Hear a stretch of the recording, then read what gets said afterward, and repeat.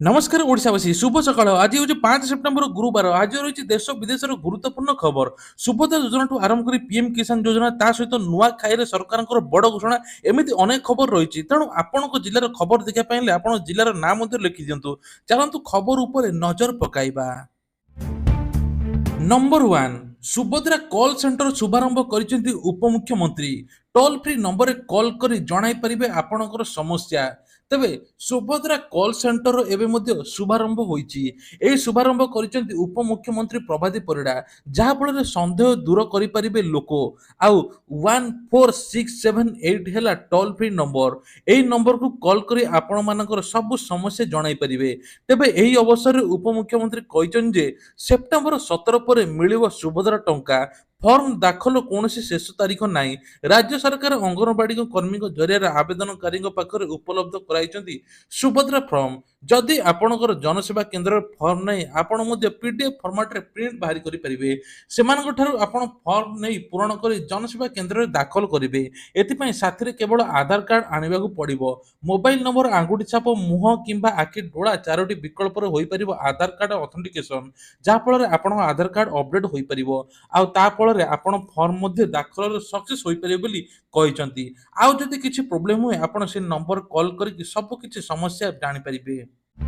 Number 2 नवेम्बर 15 हेब ऐतिहासिक बालीजात्रा एने जिला प्रशासन पक्षर समस्त प्रस्तुति आरंभ तेबे एथरिक प्रबल भिड़ हो बोली कहुई आउ ए मासरे 500 स्टॉल वृद्धि पाउची एने प्रशासन पक्षर बहुत बड़ पदक्षेप नि तेणु जिलापाल अध्यक्षतार गुरुत्वपूर्ण बैठक होता भिड़ को नियंत्रण करने स्वतंत्र व्यवस्था प्रथम थर लगी बालीजात्रा पड़िया ग्रीन कॉरिडोर हेब लोकों भिड़ नियंत्रण करने समस्त प्रकार सुविधा जोगाई दिज्व आ गाड़ी पार्किंग व्यवस्था आहरी बढ़ाई दिज्व लोक सुरक्षा सीसीटीवी और 5टी आम्बुलांस दि जाए जिलापाल दत्तात्रेय कहते।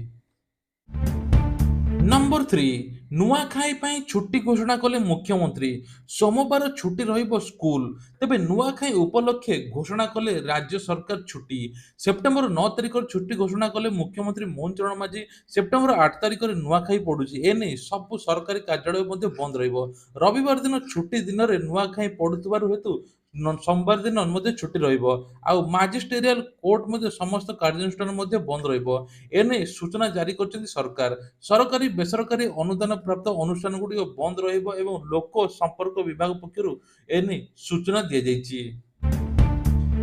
तेबे स्वतंत्र उन्नयन परिषद उच्छेद कले राज्य सरकार स्वतंत्र उन्नयन परिषद को भंग करेंगे मोहन चरण माझी नेतृत्व में परिचालित ओडिशा सरकार एने निर्देश देइछन्ति निष्पत्ति अनुसार बीजेडी शासन काल गठित स्वतंत्र उन्नयन परिषद को बीजेपी सरकार संपूर्ण उच्छेद करने निर्देश देइछन्ति फल समस्त 23 स्वतंत्र उन्नयन परिषद कार्यकारिता राज्य सरकार संपादन समाप्त करिबो बीजेडी सरकार आदिवासी भोटर को आकृष्ट करने 2017 मसीह 9टी आदिवासी अध्युषित जिले में 2023 मसीह 14टी स्वतंत्र उन्नयन परिषद गठन करथिले किंतु यह विच्छेद हेबो बीजेडी सरकार 2017 मयूरभंज केउंझर सुंदरगढ़ गजपति कंधमाल रायगड़ा मालकानगिरी नवरंगपुर कोरापुट जिले में स्वतंत्र उन्नयन परिषद गठन होइतिला एही अध्यक्षतार सदस्य पदवी बीजेडी नेता मानक थैथान कराइतिला परिवर्तन समय 2023 मे मासरे आउ 14टी जिले में परिषद घटिला एही परिषद गठन द्वारा निर्वाचन में पराजित वरिष्ठ नेता गोटे बड़ पदवी दायित्व दि जाउतला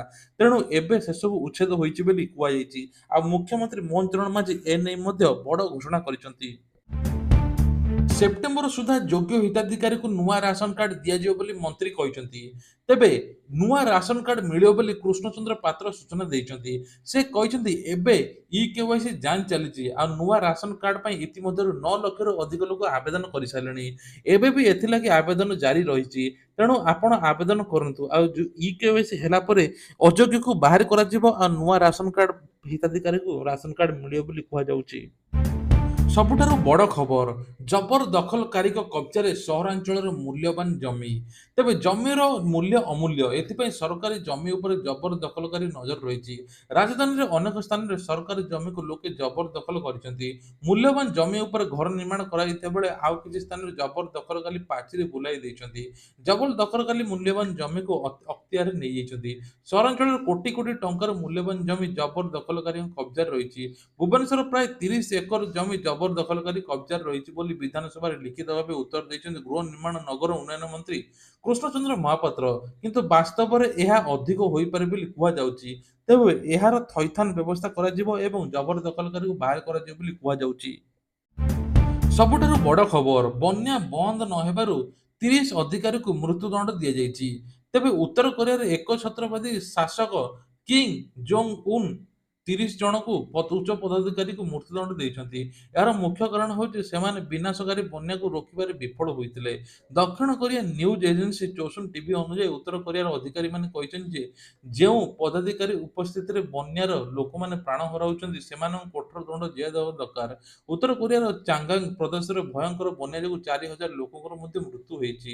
ଆଉ ଉତ୍ତର କୋରିଆ ନ୍ୟୁଜ୍ ଏଜେନ୍ସି ମଧ୍ୟ କହିଛି ଯେ ଏବେ ଯେଉଁମାନେ ସେଇ ଦାୟିତ୍ୱରେ ଅଛନ୍ତି 30 ଜଣଙ୍କୁ ମୃତ୍ୟୁଦଣ୍ଡ ଦିଆଯିବ। ଜୁଲାଇ ମାସରେ ଉତ୍ତର କୋରିଆରେ ପ୍ରବଳ ବର୍ଷା ଯୋଗୁଁ ଭୂସ୍ଖଳନ ଏବଂ ବନ୍ୟା ସ୍ଥିତିରେ 4,000ରୁ ଅଧିକ ଲୋକ ପ୍ରାଣ ହରାଇଛନ୍ତି। ହଜାର ହଜାର ଲୋକଙ୍କ ଘର ନଷ୍ଟ ହୋଇଯାଇଛି। କିମ୍ ଜୋନ୍ ବ୍ୟକ୍ତିଗତ ଭାବେ ବନ୍ୟା ପ୍ରଭାବିତ ଅଞ୍ଚଳକୁ ପରିଦର୍ଶନ ମଧ୍ୟ କରିଥିଲେ। ତେଣୁ ଏବେ ଯେଉଁମାନେ ଉଚ୍ଚ ପଦାଧିକାରୀ ଅଛନ୍ତି ବନ୍ୟାକୁ ଆୟତ୍ତ କରିପାରୁନାହାନ୍ତି, ବନ୍ୟାକୁ ରୋକି ପାରୁନାହାନ୍ତି, ସେମାନଙ୍କୁ ମଧ୍ୟ ମୃତ୍ୟୁଦଣ୍ଡ ଦିଆଯିବ ବୋଲି କୁହାଯାଉଛି।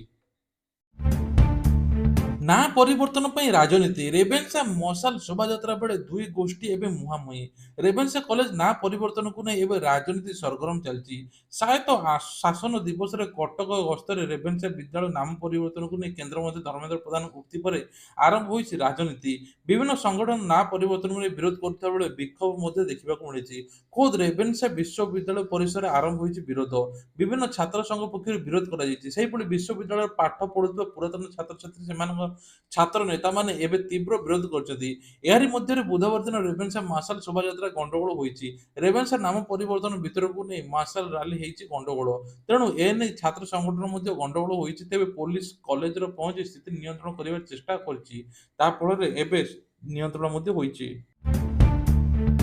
ବାର୍ଡ ଫ୍ଲୁ ପ୍ରଭାବିତ ଅଞ୍ଚଳରେ କେନ୍ଦ୍ରୀୟ ଟିମ୍ ଫାର୍ମରେ ଅନୁଧ୍ୟାନ ପରେ ଚାଷୀଙ୍କ ସହ ଆଲୋଚନା।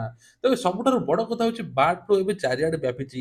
ନିମାପଡ଼ା କୋଠଙ୍ଗୁ ସାଙ୍ଗ ଗାଁରେ କେନ୍ଦ୍ରୀୟ ଟିମ୍ ଅନୁଧ୍ୟାନ କରୁଛନ୍ତି। ସେପଟେ ପିପିଲିରେ ବାହାରିଥିଲା ଡେଲାଙ୍ଗ ବାହାରିଲା, ତାପରେ ନିମାପଡ଼ାକୁ ଏବେ ବାର୍ଡ ଫ୍ଲୁ ବ୍ୟାପିଲାଣି। ଜଣେ ଲୋକଙ୍କର ମଧ୍ୟ ଦେହରେ ବାର୍ଡ ଫ୍ଲୁ ବାହାରିଛି ବୋଲି କୁହାଯାଉଛି। ତେବେ ବାର୍ଡ ଫ୍ଲୁ ସଂକ୍ରମିତ ହୋଇଥିବା ଗାଁର ଫାର୍ମ ଏବଂ ସ୍ଥାନୀୟ ଲୋକଙ୍କ ସହିତ ଆଲୋଚନା କରାଯାଉଛି। ଏହି ଟିମ୍ ସହିତ ପ୍ରାଣୀ ଚିକିତ୍ସା ଅଧିକାରୀ, ପଶୁ ସମ୍ପଦ ବିଭାଗ ନିର୍ଦ୍ଦେଶକ ଉପସ୍ଥିତ ଅଛନ୍ତି। ନିମାପଡ଼ାରେ ବାର୍ଡ ଫ୍ଲୁ ସଂକ୍ରମଣ ହୋଇଥିବା ଫାର୍ମ ସ୍ଥିତି ଅନୁଧ୍ୟାନ କରୁଛନ୍ତି। ଏହା ସହିତ କୁକୁଡ଼ା ଚାଷୀଙ୍କ ସହିତ ଆଲୋଚନା କରାଯାଇଛି। ପାଖାପାଖି 4,000 କୁକୁଡ଼ାକୁ ମଧ୍ୟ ମରାଯାଇଛି। ସବୁଠାରୁ ବଡ଼ କଥା ହେଉଛି ଏତେ ବାର୍ଡ ଫ୍ଲୁ ସଂଖ୍ୟକ ହେବାରୁ ଏବେ ମାଛର ଦାମ ହେଲା 400 ଟଙ୍କା ଆଉ ଚିକେନର ଦାମ 100 ଟଙ୍କା ରହିଛି। ନୂଆ ସରକାର ଆସିଲା ପରେ ପୋଲିସଙ୍କ ଏବେ ଚଢ଼ାଉ। ସବୁଠି ପୋଲିସ ଚଢ଼ାଉ କରୁଛନ୍ତି। ସେହିଭଳି ଭଦ୍ରକ ଟାଉନ ପୋଲିସକୁ ଆଉ ଏକ ସଫଳତା। ମୋଟ 52ଟି ମୋଟର ସାଇକେଲ ଉଦ୍ଧାର ସହିତ 7 ଜଣ ଅଭିଯୁକ୍ତକୁ ଗିରଫ କରିଛି ପୋଲିସ। ତେବେ ଭଦ୍ରକ ଟାଉନ ପୋଲିସକୁ ସଫଳତା, ମୋଟର ସାଇକେଲ ଚୋରକୁ ଧରିବାରେ ସଫଳ ହୋଇଛନ୍ତି ଟାଉନ ପୋଲିସ। ଗତ 31 ତାରିଖରେ ଭଦ୍ରକ ମୁଖ୍ୟ ଚିକିତ୍ସାଳୟ ରମେଶ କୁମାର ଦାସ ବାରିକଙ୍କ ଅଞ୍ଚଳରେ ଏକ ବ୍ୟକ୍ତି ବାଇକ୍ ଚୋରି ହୋଇଥିବା ଘଟଣା ମିଳିଛି। ଏବେ ଟୋଟାଲ ଗ୍ୟାଙ୍ଗ ଧରାପଡ଼ିଛି। ତାଙ୍କ ପାଖରେ ଗୁଡ଼ାଏ ବାଇକ୍ ଅଛି। ସିସିଡିଏପି ନେତୃତ୍ୱରେ ସ୍ୱତନ୍ତ୍ର ଟିମ୍ ଗଠନ କରାଯାଇ ସହର ସ୍ଥାନରେ ଚଢ଼ାଉ ହେଉଥିଲା। ଏହି ଚଢ଼ାଉ ବେଳେ ମୋଟର ସାଇକେଲ ଚୋରି ଗ୍ୟାଙ୍ଗକୁ ଠାବ ହୋଇଛି। ତାଙ୍କ ନିକଟରୁ 18ଟି ବିଭିନ୍ନ କମ୍ପାନୀର ଚୋରି ହୋଇଥିବା ମୋଟର ସାଇକେଲ ଉଦ୍ଧାର କରାଯାଇଛି। ସମ୍ପୃକ୍ତ ଥିବା ଜଣେ ବ୍ୟକ୍ତିଙ୍କୁ ମଧ୍ୟ ଗିରଫ କରିଛି ଟାଉନ ପୋଲିସ।